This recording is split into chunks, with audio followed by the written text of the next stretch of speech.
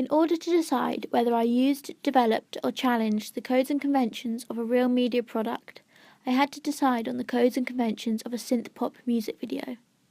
There tends to be a lot of close-up shots to create emphasis on the artist. They show emotion and reflect the words of the song. The camera pan continuously focuses on the artist, especially with female singers, to almost idolize her. We did this, creating a sense of intimacy and familiarity between the artist and the fans. The mise-en-scène often reflects the meaning of the song. We use this convention by isolating the artist. The lyrics are about her dancing on her own, and we've made sure she doesn't come into any contact with anyone else throughout the song. Even though we have a male antagonist, they do not meet or come into any contact at all throughout the duration of the song. Another common convention is the editing rhythm. This is usually very fast, keeping to the pace of the song, making it interesting and upbeat. Jump cuts are a predominant editing technique used in music videos as it allows a sudden change from one scene to another. Transitions such as fade and dissolve are also popular.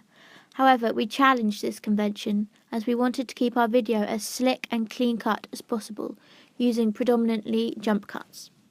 However, we did use the fading transitions when we layered two shots over each other. Originally, a shot with a big white background, which we thought was quite boring, was used as the base. We then changed the opacity of an extreme close-up shot of the dress she was wearing to 50%. This made it a lot more interesting and colourful. Many music videos of this genre are in black and white because they are abstract.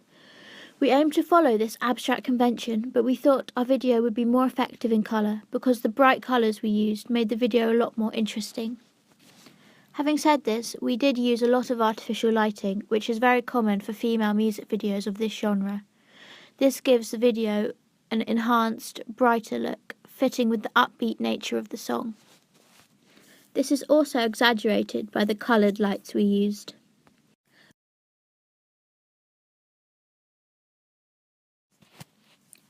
We followed the common codes and conventions of a real media product when regarding the costume.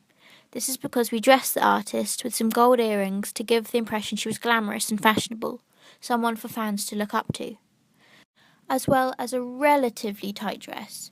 We did this to represent her femininity. However, we challenged it by not overdoing it so she becomes sexualized like many media products today. We also dressed her in heels to again reinforce the idea of high fashion and glamour. We made all her clothing classy and appropriate, as we were adamant we did not want her to be over-sexualized. When doing my music video research, I found that other music videos of this genre were predominantly focused on the performer, but not completely performance-based. It seems like the majority of the target audience were young girls looking up to the artist for their style and image. However, making our artist appropriate for all audiences actually challenges the conventions of this genre, as current female pop singers tend to be provocative and wear little clothing. Because female singers of this genre tend to be style icons and role models as well, we followed conventions by showing a lot of close-ups of the singer's face. This really connected her to the viewers, making her seem a lot more reachable and the performance more personal.